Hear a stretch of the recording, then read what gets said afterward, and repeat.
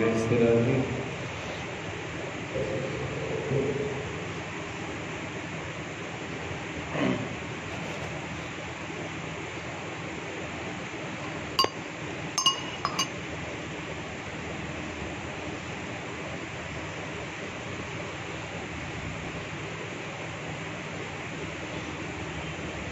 गुरु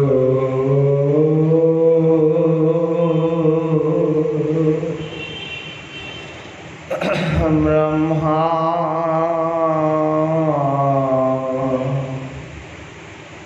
गुरु विष्णु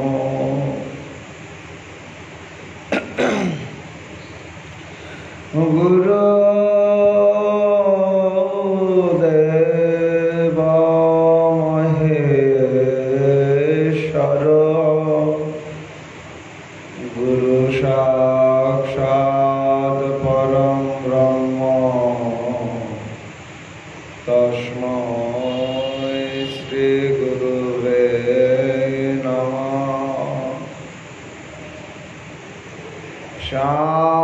शान्तं सुधिरां नवनीतकायं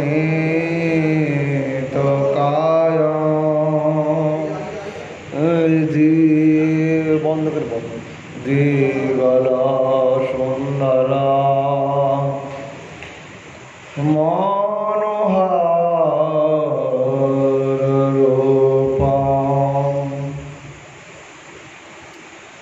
करुणा निर्मित विग्रह मधुरा नौमी गुरुश्री तिनको हरिदेवं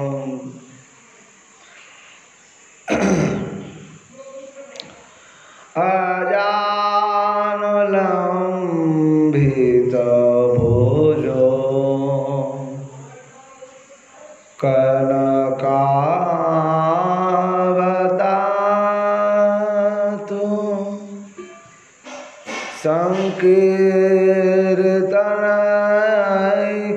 संकीर्तनैकपितरो कामलायताशो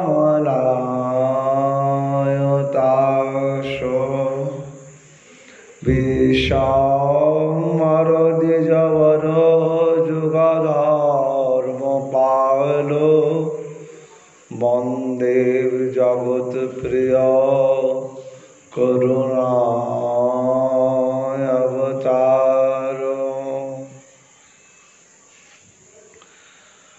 हाय कृष्ण करुणा सिंधु दीनबंधु जगत पथे गोपेश गोपिका कांत राधा कांत नमोस्तुते तप्त कांचन गौरांगे राधे वृंदावनेश्वरी वृषभानुसुते देवी तां नमामि हरिप्रिये वृंदावै तुलसी देवै प्रिया वै केशवच कृष्ण भक्ति पदे देवी सत्यवतै नमो नमः वाञ्छाकल्पतरुभ्यश्च कृपा सिन्धुभ्य एव च पतितानां पावनेभ्यो वैष्णवेभ्यो नमो नमः जय गौर भक्त जय गौरजार प्राण सबे मिले चरण दुले मस्तके देव आमार हरे कृष्ण कृष्ण कृष्ण हरे हरे हरे राम राम राम हरे हरे जय जय श्री राधे श्याम निताय गौर हरि बोल।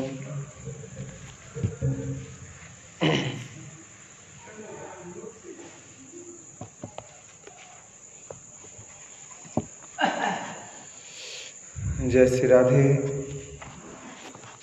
ভক্তবাঞ্ছা কল্পতরু শরণাগত বৎসল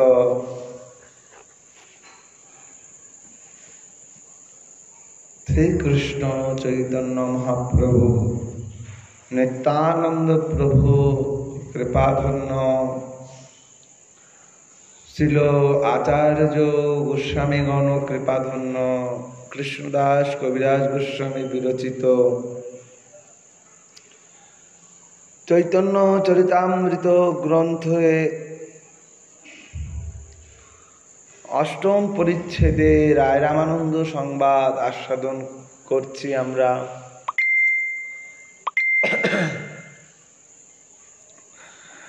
সর্বাগ্রে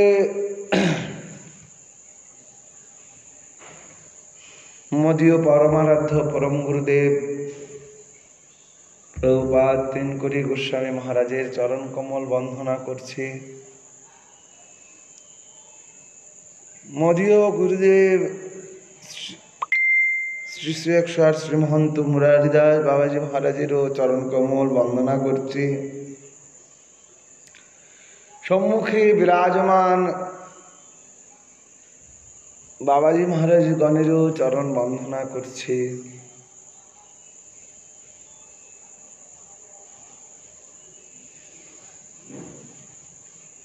আমরা কিছুদিন যাবৎ এই রায় রামানন্দ সংবাদ, রামানন্দের বদনে মহাপ্রভুর শ্রবণ, মহাপ্রভুর প্রশ্ন, রামানন্দের উত্তর,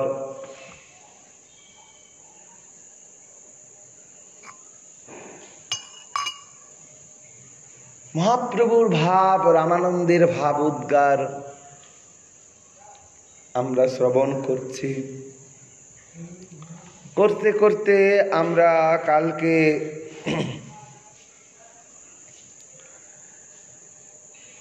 নিগূঢ় তত্ত্বলীলা সমূহ,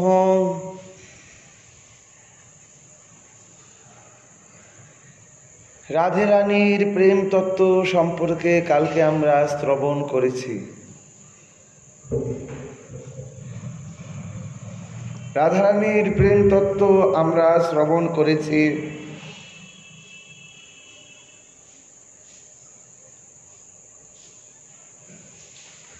অপূর্ব আস্বাদন এই রাধারানীর তত্ত্ব মাধুরী, যা ব্রজজনের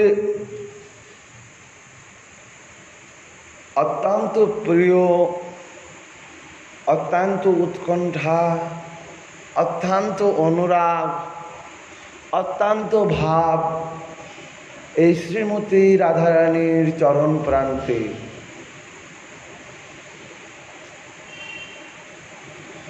ঐকান্তিক বাঞ্ছা এই রাধারানীর চরণকে আশ্রয়, ঐকান্তিক বাঞ্ছা এই যুগল চরণ অভিলাষ।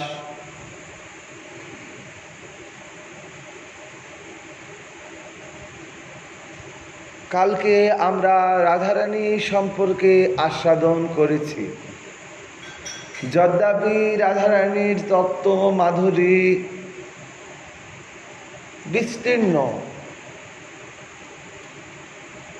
যা আস্বাদনের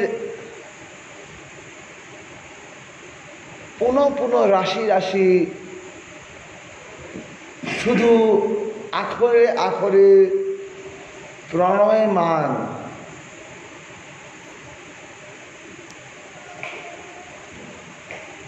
যেখানে শুধু আস্বাদনে আস্বাদন।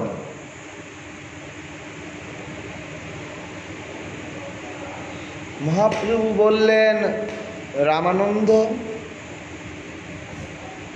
রামানন্দ, তোমার মুখে এই কৃষ্ণ তত্ত্ব, রাধা তত্ত্ব শ্রবণ করে আমি অত্যন্ত প্রীত হয়েছি। তোমার শ্রীবদনে এই অনাদিরাদি গোবিন্দের স্বরূপ বর্ণনে আমি রস আপ্লুত হয়েছি। তোমার শ্রীবদনে মহাভাব স্বরূপিণী রাধা ঠাকুরানীর এই প্রেম মাধুরী বিলাস আস্বাদনে আমি অত্যন্ত স্নাত হইয়াছি। অতএব রামানন্দ, তুমি পৃথক করে কৃষ্ণ তত্ত্ব রাধা তত্ত্বকে আস্বাদন করালে। এইবার যদি মহাপ্রভু বলছেন, প্রভু কহে জানিল কৃষ্ণ রাধা প্রেম তত্ত্ব,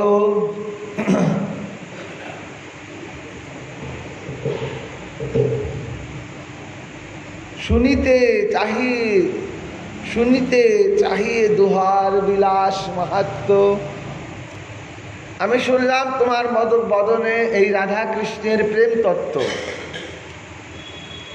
এখন রামানন্দ, এই যে দুহার বিলাস তত্ত্ব অত্যন্ত নিগুড় তত্ত্ব,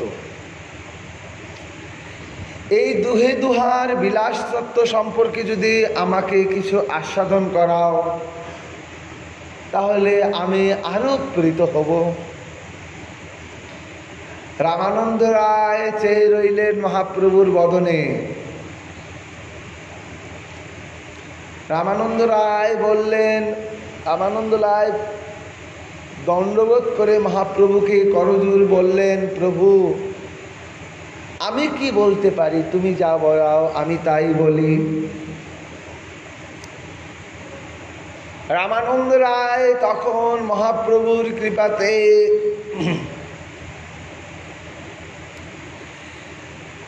এই যে রাধা কৃষ্ণ, এইখানে রাধা কৃষ্ণের শ্রীমতী রাধারানীর যে দশাগুলা,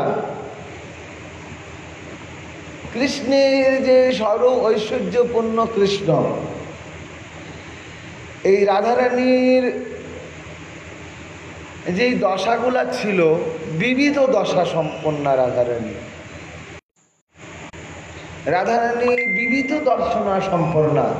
পূর্বে আমরা কালকে শ্রবণ করেছি এই রাধারানীর ভাব সমূহকে বর্ণনা করতে গিয়ে কবিরাজ গোস্বামীপাদ কৃষ্ণের উজ্জ্বল রস মৃগমদ আর আমাদের জানা উচিত। সেই মৃগমদে বিচিত্র কলেবর প্রচ্ছন্ন মান ব্রাহ্ম ধর্মিল্য বিন্যাস ধীরাত্ম গুণ অঙ্গে পট্টবাস রাগ তাম্বুল রাগে অধর উজ্জ্বল প্রেম কৈতুল্য নেত্র যুগলে কঞ্জল। কালকে আমরা শ্রবণ করেছি এই সুদীপ্ত সাত্বিক ভাব হর্ষাদি সঞ্চারী এই সব ভাবভূষণ সর্বে অঙ্গে হরি। এই কথাটির দ্বারা কবিরাজ গোস্বামীপাদ এই রাধা তত্ত্বকে সম্পূর্ণভাবে বুঝিয়ে দিলেন। এই রাধারানীর অঙ্গের সুদীপ্ত সাত্বিক ভাব হর্ষাদি সঞ্চারী। এই রাধারানীর অঙ্গের ভূষণ বললেন এই ভাবগুলা, যেমন রাধারানীর সাত্বিক ভাবে বিভাবিত উদ্দীপ্ত ভাব। এই সাত্বিক ভাব দুইটি ভাব প্রধান, উদ্দীপ্ত ভাব আর এই সাত্বিক ভাব। উদ্দীপ্ত ভাব রাধারানীর বিভিন্ন রকম। এই উদ্দীপ্ত ভাবগুলায় উদ্দীপ্ত সাত্বিক ভাবেই সকল মহাভাবের উৎকর্ষের পরমাবধি। এই ভাবগুলাই পুষ্ট হয়, গভীর তত্ত্ব। আর এই উদ্দীপ্ত ভাবেই যখন রাধারানীর পরম অবস্থা প্রাপ্ত হন, এর নাম এই উদ্দীপ্ত ভাবেই এই পরম পরাকাষ্ঠা স্বরূপে কৃষ্ণ দর্শনের পরাকাষ্ঠা স্বরূপে শ্রীমতী রাধারানী যখন স্থিত থাকেন, অভিসারিকা হয়ে যখন শ্রীমতী রাধারানী কৃষ্ণ দর্শনের অভিপ্রায় অভিলাষে অত্যন্ত ব্যাকুলিত পরাকাষ্ঠা স্বরূপিণী, তখন যে রাধারানীর ভাবটি সেটি সাত্বিকভাবেই বিভাবিত। এই সাত্বিক গোস্বামী এইখানে কবিরাজ গোস্বামী বা সাত্ত্বিক ভাব বললেন, সাত্ত্বিক ভাব হর্ষাদি সঞ্চারী। এই হর্ষাদি সঞ্চারী ভাবগুলা বিবিধ রকম শ্রীমতী রাধারানীতে বিদ্যমান ছিল। যেমন নির্বেদ, বিষাদ, নির্বেদ, বিষাদ, দৈন্য, গ্লানি, শ্রম, মদ, গর্ব, সংসার, ত্রাস, আবেগ, উন্মাদ অবস্থিতি, বেধি, মোহ, স্থিতি, মৃতি, আলস্য, জাড্য, বীরা, অববিতর্ক, চিন্তা, মতি, ধৃতি, হর্ষ, উৎকর্ষ, উগ্র, অমর্ষ, অস্পৃহা, চাপ্রল্য, নিদ্রা, শক্তি, বুধ, এই ত্রয়ত্রিশ সঞ্চারী ভাব শ্রীমতী রাধারানীতে বিদ্ধ। এই অনেক নিগুড় তত্ত্ব। এই ভাবগুলা রাধারানীতে বিদ্যমান ছিল। এই ভাব স্বরূপিণী শ্রীমতী রাধারানী, এই রাধারানী প্রেমময়ী হয়ে নিরন্তর কৃষ্ণতে বিলাস করেন। পূর্বে আমরা শ্রবণ করব আগে গিয়ে। নিরন্তর কৃষ্ণতে বিলাস করেন। চরিত গুরু তথ্য শ্রীমদ্ ভাগবতে বললেন,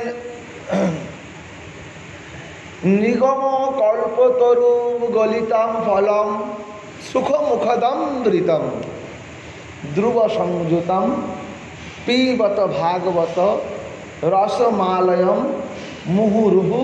ঠিক তো? রসিকা ভুবি ভাবুকা।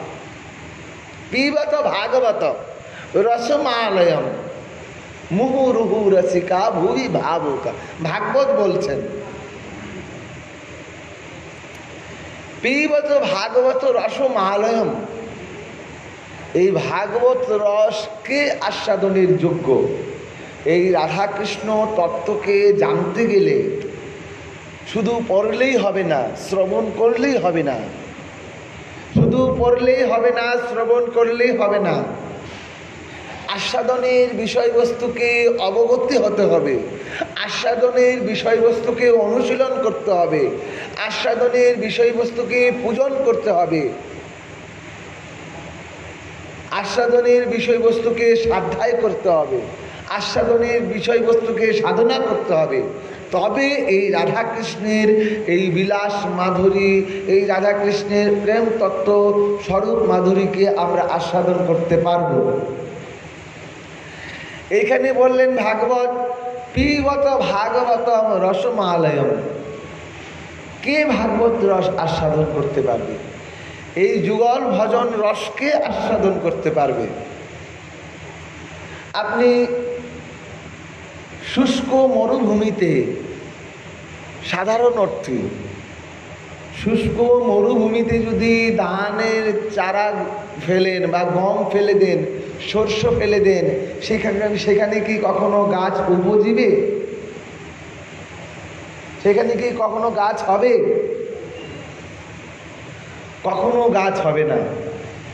উর্বর নয় জমি, জমি ফসলের জন্য উর্বর নয়। উর্বর জমিতেই তো বীজ অঙ্কুরিত হবে। উর্বর না হলে সেই জমিতে বীজ অঙ্কুরিত হবে না। তেমনি যার অন্তরে গুরু কৃপা, বৈষ্ণব কৃপা, মহৎ কৃপা সিক্ত রয়েছে, সেই এই রসকে আস্বাদন করতে পারবে। শ্রী গুরুদেব কৃপা করে আমাদেরকে, মহৎগণ কৃপা করে আমাদেরকে, নরোত্তম ঠাকুর মহাশয় বললেন, মার্জন হয় ভজন পথ, সাধু সঙ্গ অনুক্ষণ। যেমন ধান লাগানোর পরে সেই ক্ষেতকে আমরা ট্রাক্টরের দ্বারা, গরুর দ্বারা মাড়াই করি বলি, তারপর তো তাতে জল সিঞ্চন করি, তারপর বীজ দিই তাতে, তারপর গাছ অঙ্কুরোদ্গম হয়। তেমনি এই ভজন রাজ্যে শ্রী গুরু কৃপা, মহৎ কৃপা সিক্ত না হয়ে যেমন বীজের উৎপত্তি হবে না, যেমন উজাড় ভূমিতে বীজের উৎপন্ন হবে না, বীজ অঙ্কুরোদ্গম হবে না, তেমনি যার অন্তরে গুরু কৃপা মহৎ কৃপা সিক্ত নয়, সে এই রাধাকৃষ্ণের এই বিলাস তত্ত্ব মাধুরী আস্বাদনে ব্রতী হতে পারবে না। হলেও একদিকে শুনবে, একদিকে বেরিয়ে যাবে। ভাগবত বললেন পিবত ভাগবতম রসমালয়ম মুহুর্মুহু রসিকা ভুবি ভাবুকা। এই গুরু কৃপায় সিক্ত হয়ে যিনি ভাবুক হয়েছেন, যার ভাব গম্ভীর অবস্থাতে স্থিত হয়েছে, স্থিতপ্রজ্ঞ যিনি, স্থিতপ্রজ্ঞ ব্যক্তি এই ভাগবত রস আস্বাদন করতে পারবে। পিবত ভাগবতম রসমালয়ম মুহুর্মুহু রসিকা ভুবি ভাবুকা। এই ভাবুক আর এই রসিকজন এই ভাগবত রস, এই রাধাকৃষ্ণের প্রেম তত্ত্ব রসকে আস্বাদন করতে পারবে। তা না হলে সে বুঝতে পারবে না, সে এই রাধাকৃষ্ণ তত্ত্বকে বুঝতে পারবে না। তার অন্তরে তখন বিচার বুদ্ধি চলে আসবে। এই জন্য এই ভাগবত রস আস্বাদন করতে গেলে গুরু কৃপা মহৎ কৃপা সিদ্ধ হয়ে ভাবুক রসিক অন্তরে এই কথা স্ফুরিত হবে, তা না হলে অত্যাধিক কঠিন।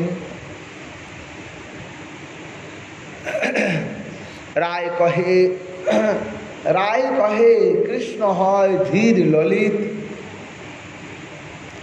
নিরন্তর কাম ক্রিয়া যার চরিত। এই রাধাকৃষ্ণের নিত্য লীলা কভু এই প্রাকৃত জগতের মতো লীলা নয়। রাধারানী কভু প্রাকৃত জগতের মতো নয়, কৃষ্ণ কদাপি প্রাকৃত জগতের মতো নয়। অপাকৃত কৃষ্ণ প্রেম, অপাকৃত। যার তুমিয়া মিশাবো কি বিষে,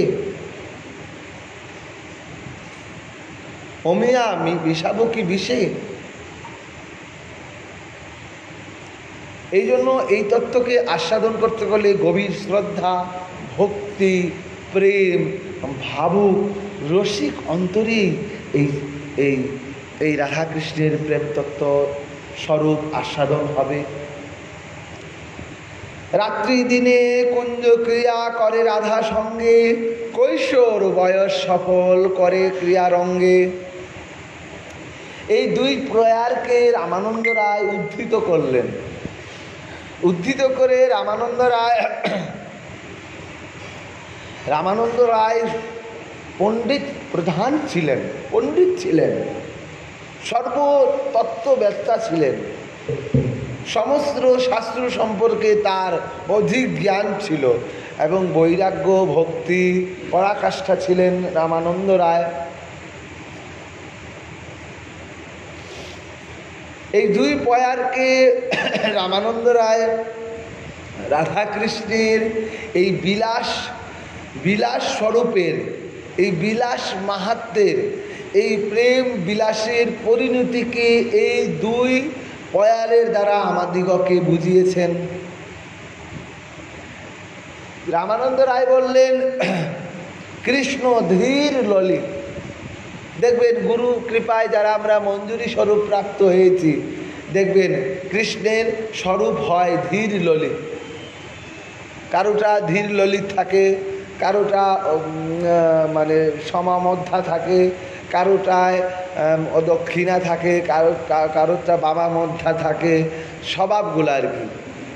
যারা যারা মঞ্জুরি স্বরূপ, কারোটা মানে অধীরা থাকে, কারোটা বামা স্বভাবা থাকে, কারোটা বামা মিধি থাকে, এরকম এরকম স্বরূপ লক্ষণা হয়। এই কৃষ্ণের স্বরূপ, এই কৃষ্ণের স্বরূপ হয় ধীর ললিত। এই ধীর ললিত কথাটির অর্থই হচ্ছে যিনি নিরন্তর ক্রিয়া রাজ্যে প্রবেশিত, নিরন্তর ক্রীড়া পরায়ণ, নিরন্তর মানে ক্রিয়া মানে কথা করতে যে আনন্দিত, সংক্ষিপ্ত ভাষায় আনন্দিত, আরও সহজ ভাষায় আমরা বুঝতে পারি ওই খেলা, যিনি যেমন আমরা ছোটোবেলায় খেলা করতে ভালোবাসতাম, ঠিক না? সহজ ভাষায় ক্রীড়া কথার হতে খেলা। এই কৃষ্ণ সর্ব ঐশ্বর্যপূর্ণ, কৃষ্ণ স্বয়ং ভগবান। এই নিরন্তর এই কৃষ্ণ কামক্রিয়া পরায়ণ। এইখানে কাম কথাটির অর্থ এই প্রাকৃত জগতের কাম নয়। এই জন্যই তো পূর্বে বললাম ভাবুক আর রসিকে এই রসকে আস্বাদন করতে পারে, তা না হলে অপরাধ এসে যাবে। আর ঈশ্বর তত্ত্বে ভেদ মানিলে হয় অপরাধ, ঈশ্বরীতে ভেদ মানলে হয় অপরাধ। ঈশ্বর তত্ত্ব কবু ভেদ নয়। একবার এই কৃষ্ণদাস কবিরাজ গোস্বামী, এই কৃষ্ণদাস কবিরাজ গোস্বামীর এক ভাই ছিল, তার নাম শ্যামদাস। তো শ্যামদাস একবার ওনাদের বাড়ি ছিল, কৃষ্ণদাস কবিরাজ গোস্বামীর বাড়ি ঝামটপুর, এটা কৃষ্ণনগর লাইনে, আমার খেয়াল নেই, ঝামটপুর ওই নবদ্বীপ লাইনে, হ্যাঁ ওই বীরভূম লাইনে, হ্যাঁ ওই বীরভূম লাইনে গিয়েছিলাম একবার। এই ঝামটপুর নিবাসী এই কৃষ্ণদাস কবিরাজ গোস্বামী, তার ভাই ছিল শ্যামদাস। একদিন ওনাদের বাড়িতে উৎসব হবে, সেখানে নিত্যানন্দ প্রভুর শিষ্যদ্বয় সকলে উপস্থিত ছিলেন। শ্যামদাস নিত্যানন্দ প্রভুকে মানতেন না, অত্যন্ত মানে শ্রবণের বিষয়ে। শ্যামদাস নিত্যানন্দ প্রভুকে মানতেন না, মহাপ্রভুকে মানতেন। চৈতন্য ভাগবতাকার বলছেন, এবে চৈতন্য যে না মানে তারে দৈত্য সমজানি। কথাটি কেউ খারাপ ভাববেন না, আমি সম্প্রদায় অর্থে কাউকে বলছি না। এটা আমাদের আদর্শ, আমাদের আচার্য আমাদেরকে আদর্শ শিখিয়ে গেছেন। মহাপ্রভু বললেন, শ্রীধর স্বামীপাদের টিকাকে খণ্ডন করে যখন নিয়ে গেল, মহাপ্রভু তখন বললেন যে স্বামীরা মানে তাকে বেশ্যা করে যাবে। যেই সতী স্ত্রী তার স্বামীকে না মানে তাকে তো বেশ্যাই বলবে, সে আর বেশ্যা ছাড়া আর কি। মহাপ্রভু বললেন এই শ্রীধর স্বামীপাদ মানে শ্রীধর স্বামীপাদের টিকাকে খণ্ডন করে নিয়ে গেছে। এই ভাগবতের টিকা আস্বাদনকার শ্রীধর স্বামীপাদের মহাপ্রভু আস্বাদন করেছেন, গোস্বামীপাদগণ আস্বাদন, আর সেই টিকাকে খণ্ডন করে নিয়ে গেছেন মহাপ্রভুর কাছে। মহাপ্রভু দেখলেনও না, বুঝলেন না, বলে দিলেন স্বামীরা মানে তারে বেশ্যা, তারে বেশ্যা সমজানি, বেশ্যা সমজানি থাকে। এবে চৈতন্য যে না মানে তারে দৈত্য সমজানি। এটা সম্প্রদায় অর্থে গৌরাঙ্গের প্রতি গভীর অনুরাগ অর্থে আচার্যগণ এই কথাটাকে উদ্ধৃত করেছে। এবে চৈতন্য যে না মানে তারে দৈত্য সমজান। আমাদের জন্য বলেছেন, আমাদের জন্য বলেছেন, গৌর অনুরাগকে বৃদ্ধি করবার জন্য বলেছেন, গৌর অনুরাগ যেন উদ্ধৃত হয় এই জন্য বলেছেন এবে চৈতন্য যে না মানে তারে দৈত্য সমজানি। মহাপ্রভুকে যদি না মানি তাহলে এই জীবন তো মানে কিবা গতি। এই গৌর অবতার কালে আমাদের চৈতন্য জানায় যারে সে জানিতে পারে, চৈতন্য জানায় যারে সে জানিতে পারে। এই গুরু তত্ত্ব তো নিত্যানন্দ তত্ত্ব। এই নিত্যানন্দের শুনো শুনো রাঘব পণ্ডিত তোমারে গোপ্য কই, আমার দ্বিতীয় নাই নিত্যানন্দ বই। গোপিকার যেই প্রেম কহে ভাগবতে, একলা নিতাই হইতে পাইবে জগতে। সেই নিত্যানন্দের নিন্দা। কারো বিদ্বেষ থাকে সে আমাকে পাবে না। তথাপি মদ্যপের আছে কোনো কালোয় নিস্তার।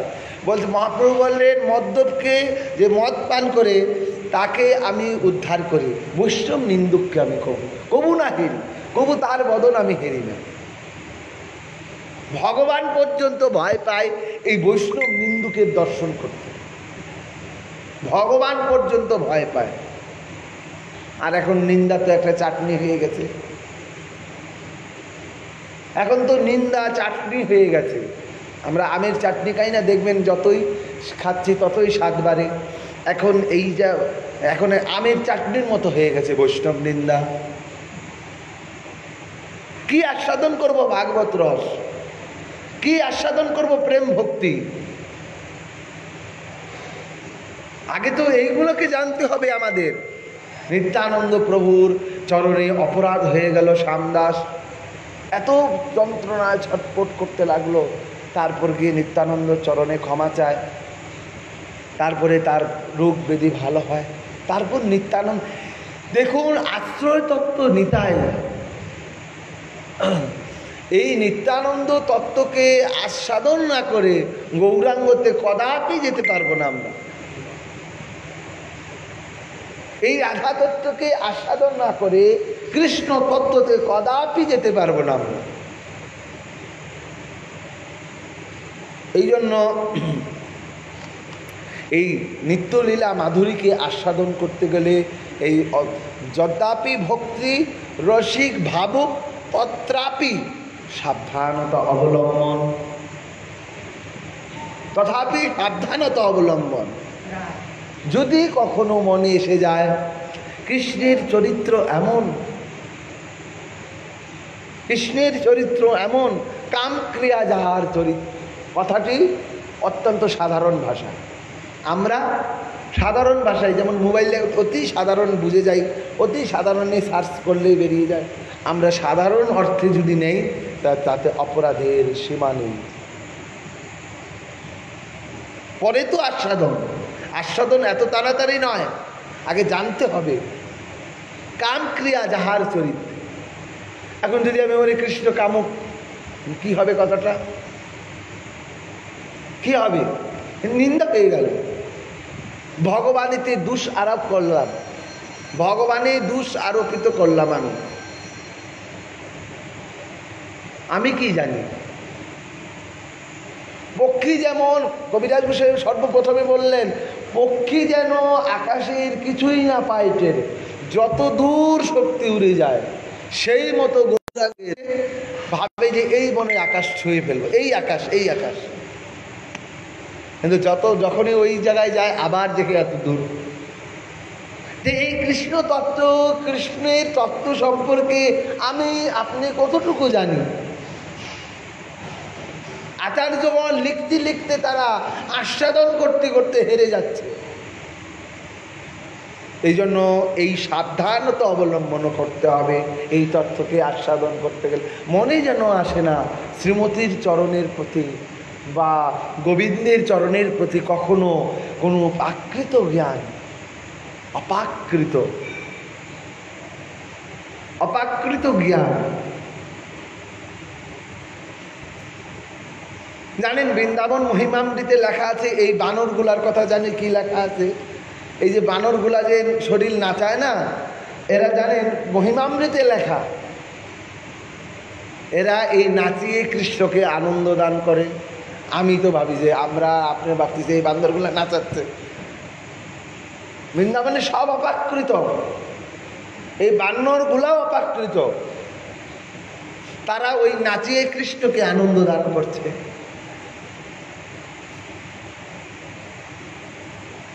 কৃষ্ণকে আনন্দ দান করছে।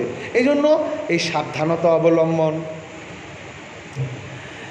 রাত্রিদিন কুঞ্জে ক্রিয়া করে রাধা সঙ্গে, কৈশোর বয়স সফল কৈল ক্রিয়া রঙ্গে। এই ধীর ললিত কৃষ্ণ,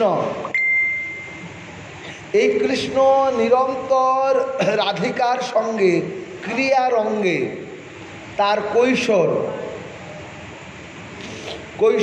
বয়স সফল কৈল ক্রিয়া রঙ্গে। এই কৃষ্ণ শ্রীমতী রাধিকার সঙ্গে নিরন্তর ক্রিয়ারসে নিমজ্জিত। আর এই কৈশোর বয়সকে কৃষ্ণ সফল করলেন এই ধীর ললিত স্বভাব অতপ্রায়া হয়ে।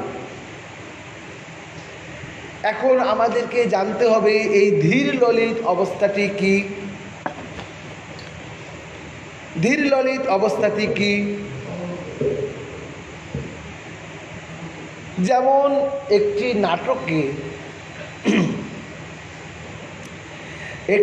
নাটকে নায়ক কিন্তু থাকে একজন, থাকে না? তার সঙ্গে সহকারী নায়ক থাকে, মূল নায়ক একজন, নায়িকা কয়জন? মেইন আমরা সিনেমা দেখি যারা বলতে পারবো নায়ক নায়িকা কয়জন, যারা হিন্দি ফিল্ম দেখি তারা অবশ্যই বলতে পারবে। এই রাধাকৃষ্ণ আমি যে ব্যাখ্যান করছি প্রাকৃত জগৎ সাধারণ অর্থে বুঝাচ্ছি, একজন নায়ক একজন নায়িকা থাকে, ঠিক না? এই কৃষ্ণ এই জড়জগতের নায়ক নায়িকার সাথে কৃষ্ণের তুলনা এখানে হচ্ছে না, সাধারণ অর্থে বোঝানোর জন্য।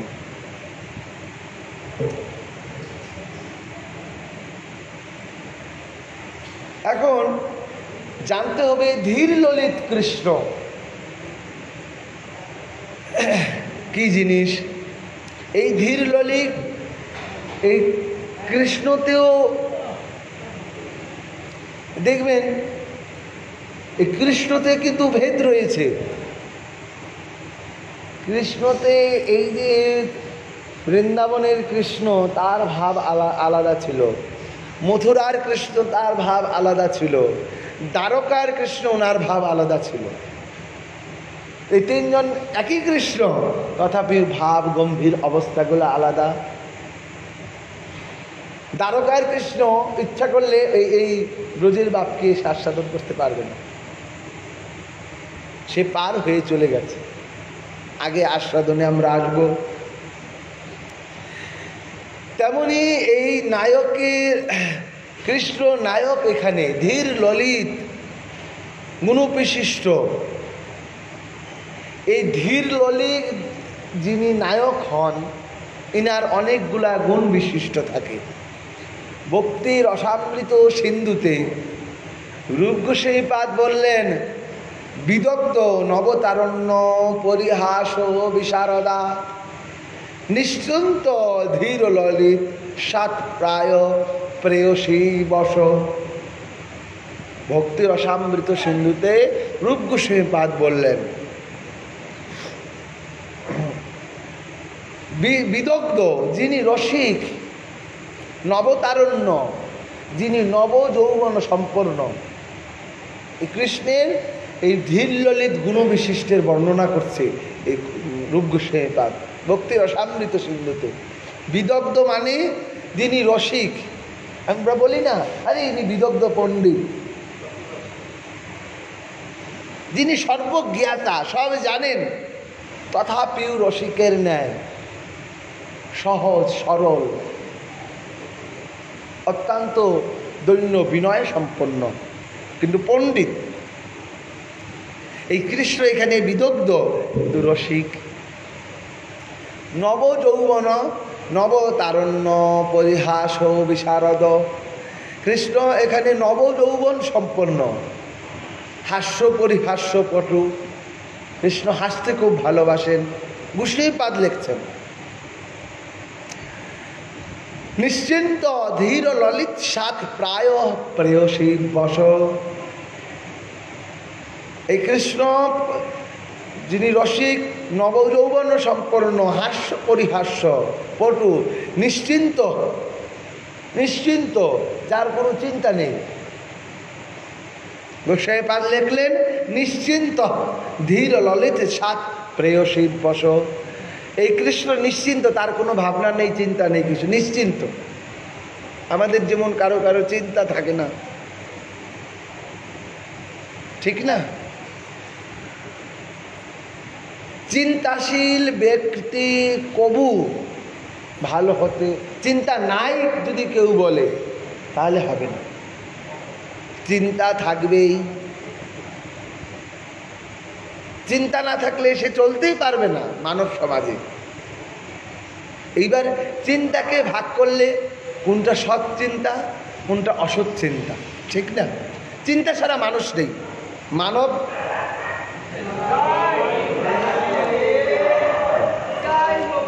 চিন্তা ছাড়া মানুষ থাকতে পারে না। থাকতে পারে? আমি যদি বলি আমি চিন্তা নেই, আমার কিছু কদাপি নয়। যার চিন্তা নেই, যে তার কৃষ্ণ ভজনের জন্য চিন্তা রয়েছে। চিন্তা থাকতেই হবে। চিন্তা না থাকলে চিন্তন করবেন কাকে? যদি আপনার অন্তরে চিন্তা না থাকে, চিন্তন করবেন কাকে? আর চিন্তন না করলে চিন্তামণি কৃষ্ণকে কিভাবে পাবেন? চিন্তা থাকতে হবে, চিন্তার থেকে চিন্তন আসবে, চিন্তন থেকে চিন্তামণিকে পাবেন।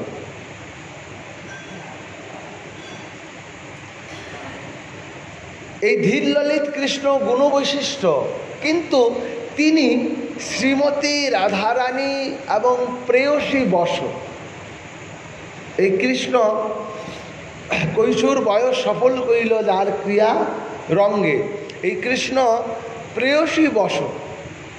প্রেয়সীতে প্রেয়সী গত রতা, প্রেয়সীর প্রতি ভাবাপন্ন।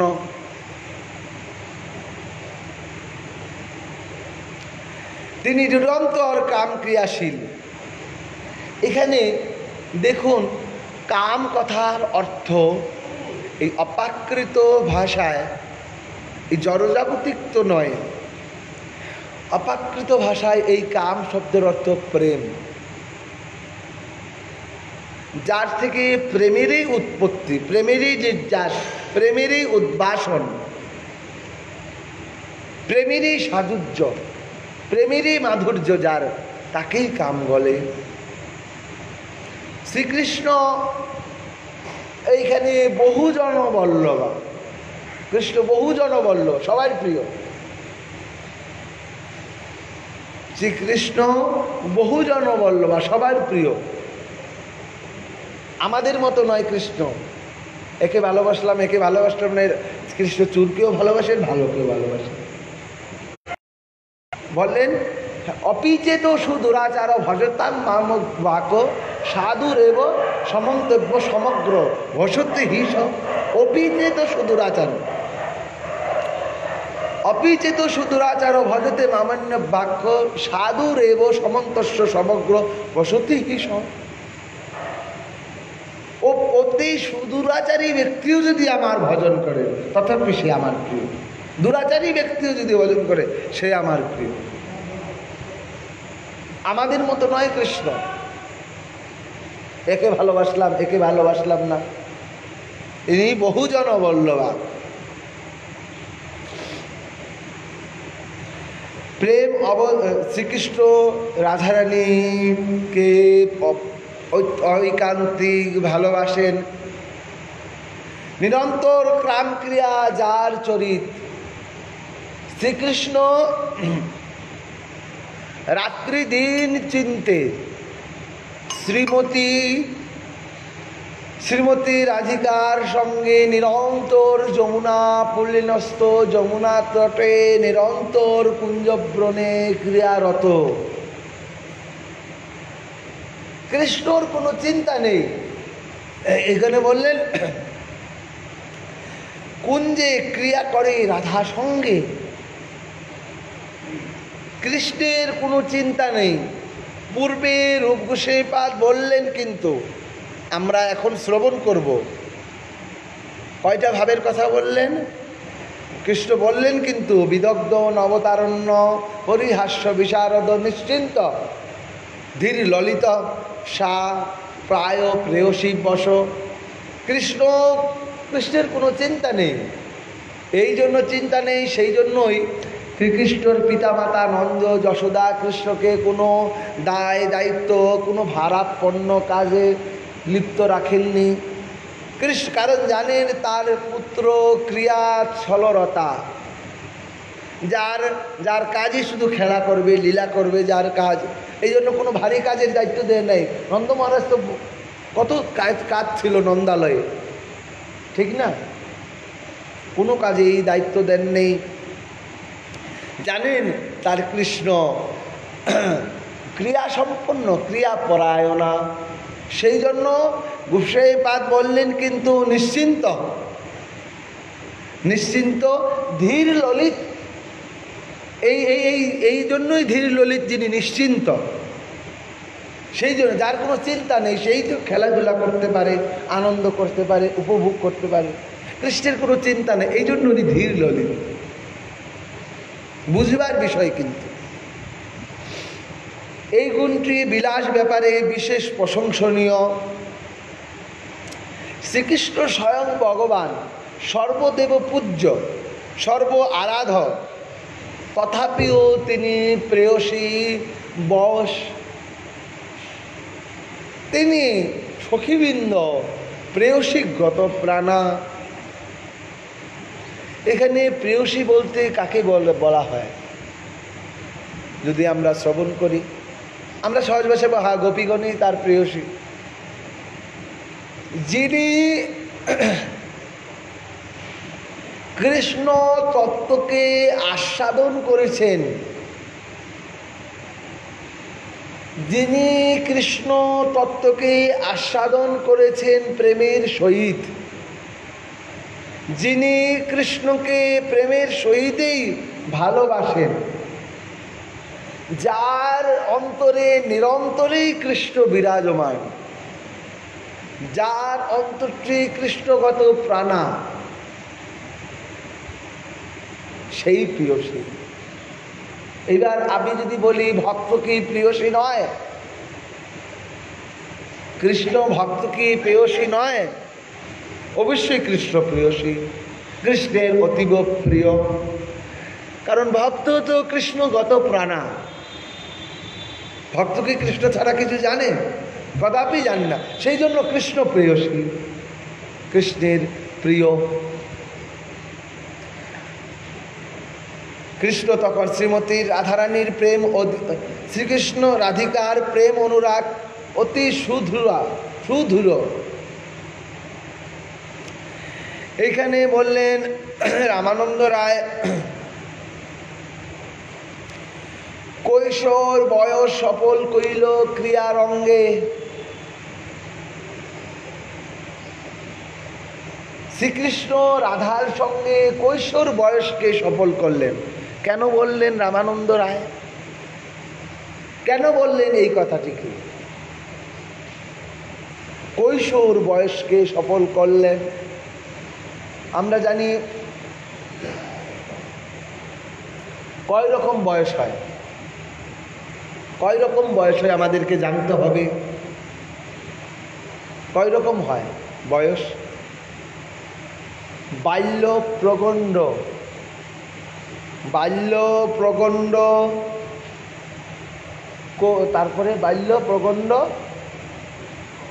বাল্য প্রগণ্ড, কুমার ও কৌশল। এই বাল্য অবস্থায় আমরা জানি 5 বছর থেকে বাল্য অবস্থাটার অতিক্রম অতি তাড়াতাড়ি হয়ে যায়। তারপরে 5 বছর পর্যন্ত তার কুমার বয়স থাকে। 5 বছর হইতে 10 বছর তরি তার অবস্থা থাকে প্রৌগণ্ড বয়স। আর ওই 10 বছর থেকে 15 বছর তরি তার থাকে কৈশোর বয়স। গোপবেশ, বেণুকর, নবকিশোর, নটবর, এই অবস্থাটা হচ্ছে কৃষ্ণের বয়স।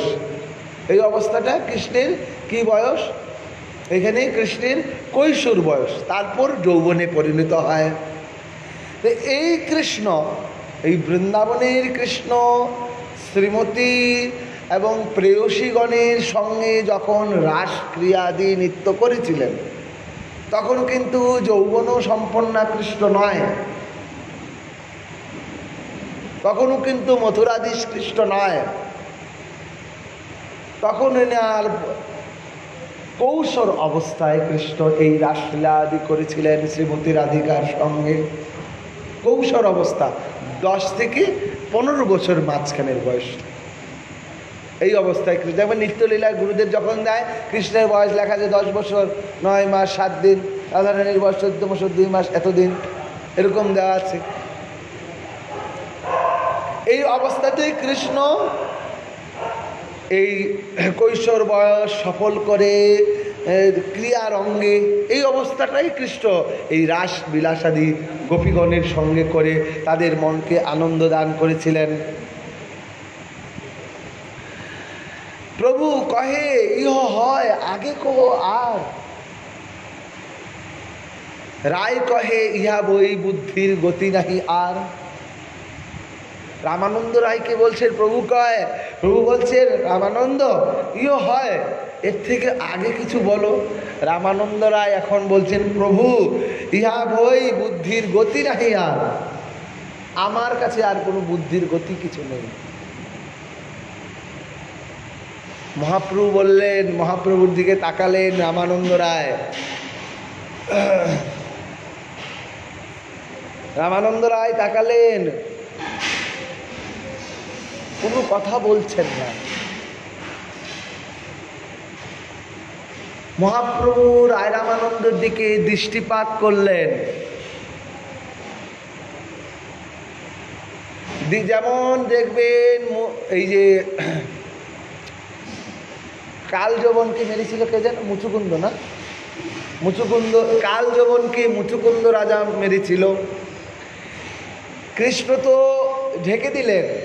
মুচুকুন্দ রাজা যখনই জেগে গেল তার দৃষ্টিতেই কাল যবন ভস্মীভূত হয়ে গেল। এত দৃষ্টি শক্তি এইখানে মহাপ্রভুর দৃষ্টি শক্তি। যখনই রামানন্দ রায় যখন বললেন ইহা বই বুদ্ধির গতি নাহি আর, ইহা বই বুদ্ধির গতি নাহি আর, তখন মহাপ্রভু তাকালেন রামানন্দের দিকে। মহাপ্রভু দৃষ্টি গোচর করলেন রামানন্দ রায়ের দিকে।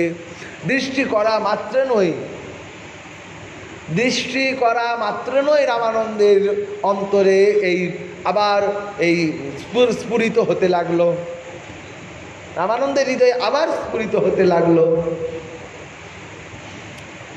তখন রামানন্দ রায় বললেন, যে বা প্রেম বিলাস বৈবর্ত এক হয়, তাহা শুনি তোমার শোক হয় বা না হয়। এত বলি আপন কৃত গীত এক গাইল, প্রেমে প্রভু সহস্তে তার মুখ আশ্বা দিল। যখনই কৃপা করলো রামানন্দ রায় বলতে লাগলো, মহাপ্রভু এত প্রেমে আপ্লুত হয়ে গেলেন, প্রেমে প্রভু সহস্তে তার মুখ আশ্বা দিল, প্রেমে তার মুখ আশ্বাদিত করল মহাপ্রভু।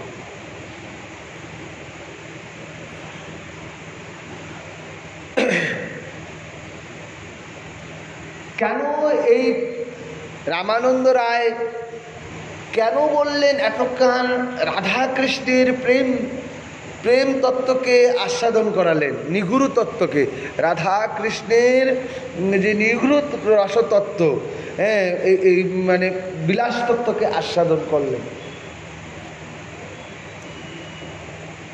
এখন বিলাসেতেই যে আনন্দ শেষ হয়ে গেছে তা নয়। কৃষ্ণ রাসলীলা করেছেন ব্রজ ললনাগণের সঙ্গে, গোপীগণের সঙ্গে, এতেই যে শেষ তা নয়, এতেই যে শেষ তা নয়। এইখানে গোপিকাগণের ভাব আরো রয়েছে। তখন রামানন্দ রায় বললেন, যে বা প্রেম বিলাস বিবর্ত এক হয়, তাহা শুনি তোমার সুখ হয় বা না হয়। বলছে, প্রভু একটি বিলাস রয়ে গেছে। বলছে, একটি বিলাস রয়ে গেছে রামানন্দ? বলছে, হ্যাঁ, একটি বিলাসের নাম হচ্ছে প্রেম বৈবর্ত, প্রেম বিলাস বিবর্ত ভাব। তখন রামানন্দ বললেন, এই প্রেম বিলাস বিবর্ত বলতে গিয়ে রামানন্দ রায় একটি পদকে রচনা করলেন। পদটি দোহকে গিয়ে মহাপ্রভুকে শোনালেন। পহিলগি রাগ নয়ন ভঙ্গ বেল, অনুদিন বারল অবতি অবধি নাহি গেল। না সো রমন না হাম রমণী, দুহু মন মনুভব পেশল জানি। এ সখী যে সব প্রেম কাহিনী, কানু ঠামে কহিব কানু ঠামে কহিব বিছুরল জানি। না খুঁজল দুতি না খুঁজল আন, দুহকে মিলল মধ্যতে প্রাচবান। অবশ্যই বিরাগত ভেল দুতি, সুপুরুষ প্রেমক ওইছেন রীতি। মহাপ্রভু হাত ধরলেন রামানন্দ রায়ের। রামানন্দ রায়কে প্রভু এত বলি আপন কৃত গীত যবে গাইল, রামানন্দের প্রেমে এত প্রেম হয়ে গেল মহাপ্রভুর। মহাপ্রভু রামানন্দের মুখকে আস্বাদন করে দিল। এখন আমাদেরকে জানতে হবে কেন আস্বাদন করে ধরলেন মহাপ্রভু। আমাদেরকে জানতে হবে কেন আস্বাদন করলেন মহাপ্রভু।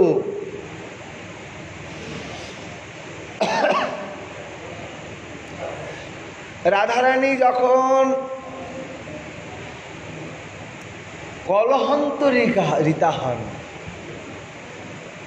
রাধারানী যখন কলহন্তরিতা হন, শ্রী রাধারানী এক দতিকে কলহন্তরিকা হয়ে বললেন এই পদের অর্থ। সেই জন্য মহাপ্রভু হস্ত চেপে ধরলেন রামানন্দ রায়কে। এক দূতিকে কহিলেন, দূতি শ্রীকৃষ্ণকে বলবে যে প্রথমত যে তার এই নয়ন ভঙ্গি, প্রথমত যে তার এই নয়ন ভঙ্গি দেখে আমি পাগল হয়ে গেছিলাম। পাগল হয়ে আমি পুনঃ পুনঃ যখন তার কথা অন্তরে স্ফুরিত হচ্ছিল, আমার মনে এই পূর্ব রাগের উদয় হচ্ছিল। যখনই প্রাণনাথকে পুনঃ পুনঃ স্মরণ, পূর্ব রাগ পদ আমরা গাই না? অল্প বয়সে সামরসে জড় জড়, না জানি কি হইবে পরিণতি। প্রাণনাথকে পুনঃ পুনঃ স্মরণের দ্বারা প্রাণনাথকে দর্শন, প্রাণনাথের দর্শন অভিলাষ আকাঙ্ক্ষা, প্রাণনাথকে স্পর্শন আকাঙ্ক্ষা, প্রাণনাথকে সেবা করার বাসনা, প্রাণনাথকে মানে প্রাণনাথের জন্য উৎকণ্ঠময়ী বাসনা, এটাই পূর্ব রাগের সিঞ্চন। তো রাধারানী বলছেন দূতিকে, দূতি এই কৃষ্ণকে যখনই এই কৃষ্ণের নয়ন ভঙ্গি আমি দর্শন করিয়াছি, তখন থেকেই আমি পূর্ব রাগে অধিষ্ঠিতা হয়েছি। কিন্তু জানিস সেই পূর্ব রাগ এমন হয়ে গেল আমার। রাধারানী বলছেন পূর্ব রাগ মহাপ্রভু আস্বাদন করতেন, আচার্য পাদগণ আস্বাদন, অল্প বয়সে সামরসে জড় জড়। যারা কৃষ্ণকে ভালোবাসেন, যারা রাধারানীর অনুগা হয়ে ভজন করছেন, তারা এরকম সামরসে জড় জড় হয়ে যায়। সখী কেবা শুনাইল মুরে শ্যামনাম, কানের ভিতরে গিয়ে মরমে পশিল রে, আকুল করিল মোর প্রাণ। কেবা শুনাইল মুরে শ্যামনাম, এমন হয়ে যায়, সাধক এমন হয়ে যায়। কই কৃষ্ণ কোথায়, কৃষ্ণ কোথায় আমায় হৃদয় ধন, কোথায় গেলে দেখতে পাবো বংশীধারী মদন মোহন। সাধকের মনটি এমন উৎফুল্লিত হয়ে যায়। রাধারানী বললেন, জানিস এই শ্যাম নয়ন ভঙ্গি দর্শন করে আমি এমন হয়ে গেছি। এই ঘড়িটা নষ্ট নাকি? ঘড়িটা নষ্ট নয়। হ্যাঁ,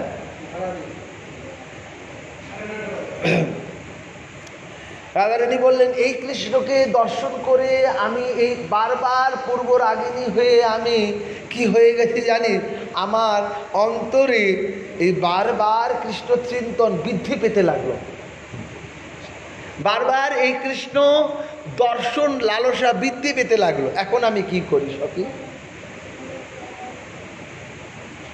আমি তাহার পত্নী নহে, রাধারানী বলছে আমি তাহার পত্নী নহে, আমারও পতি নহেন। এই প্রেমের একটি ভাব, এই প্রেম এটা, এই ভাবটাকে রামানন্দ রায় বললেন, রামানন্দ রায় বললেন এখানে প্রেম বৈবত্য বিলাস, এই ভাবটাকে রামানন্দ রায় প্রেম বিলাস বিবর্ত ভাব এই রাধারানীর। আমি তাহার পত্নী নহে, সেও আমার পতি নহে, তথাপিও তাহার প্রতি আমার মন কন্দর্প পোষণ করিয়াছে। দুতি, এখন আমি কিবা করি, না সো রমণ না হাম রমণী, এ সখী সে সব প্রেম কাহিনী। না হাম রমণী, সে আমার পতি নয়, আমিও তার পত্নী নয়, হ্যাঁ, সে সখী এই অর্থে আমার প্রেমের কাহিনী। কানু ঠামে কহিব বিছুরল জানি, না ছুরল দুতি না খুঁজল আনো। বললেন, রাধারানী বলছেন এই সকল প্রেমের কাহিনী কৃষ্ণর নিকট। দুতি, দুতি মানে এক প্রিয়সী, দুতি মানে এক দাড়ি, দুতি মানে এক অনুচরী, দুতি মানে এক সখী, দুতি মানে এক মঞ্জুরি। সাধারণ অর্থে আপনারা বুঝলেন। রাধারানী বলছেন এই যে আমার এই পূর্বরাগের বাঞ্ছা কাহিনী, এই যে প্রেমের এই যে অবস্থাগুলা, কৃষ্ণকে গিয়ে তুমি বলবে। না ছুড়লো দুতি না খুঁজলো আনো, মৈথিলি ভাষা এগুলো। দুহুকে মিলনে মধ্যতে পাচবানো, অবশ্যই বিরাগ তুহু বেলো ধুতি। এই বললেন, তখন বললেন যখন আমাদের এই দুইজনের মিলন হয়, দর্শন হয়, তখন অন্য কাহারও অন্বেষণ করতে হয় না। পঞ্চবাণ অধিষ্ঠিত মদন স্থিত হয়ে এই পরস্পর পরস্পর আমাদের মিলন হয়। অত্যন্ত কঠিন। পঞ্চপ্রাণ কি জিনিস আমাদেরকে জানতে হবে, পঞ্চবাণ কি জিনিস আমাদেরকে জানতে হবে। পঞ্চবাণ দেখবেন অধিবাস কীর্তনে আমরা গাই, কই কহত গোরা জানো কি বল্লভ শ্রী রাধার প্রিয় পাঁচবাণ। বলি না, আমরা অর্থ জানি না, গাচ্ছি। কই কহত গোরা জানো কি বল্লভ শ্রী রাধার প্রিয় পাঁচবাণ। এখানে মহাজন আস্বাদনের জন্য এখানে বলতে পারতেন শ্রী রাধার প্রিয় কৃষ্ণ, কিন্তু আস্বাদনও নিমিত্ত এখানে বললেন কই ও কহত গোরা জানো কি বল্লভ শ্রী রাধার প্রিয় পাঁচবাণ। এই পঞ্চপ্রাণ, আপান সমান উদার বানান, এরকম পঞ্চপ্রাণ রয়েছে। পঞ্চবাণ, হ্যাঁ পঞ্চবাণ। এই পঞ্চবাণও, এই পঞ্চবাণ অধিষ্ঠিত ভগবান শ্রীকৃষ্ণ, শ্রী রাধার প্রিয় পাঁচবাণ। এই পঞ্চবাণ,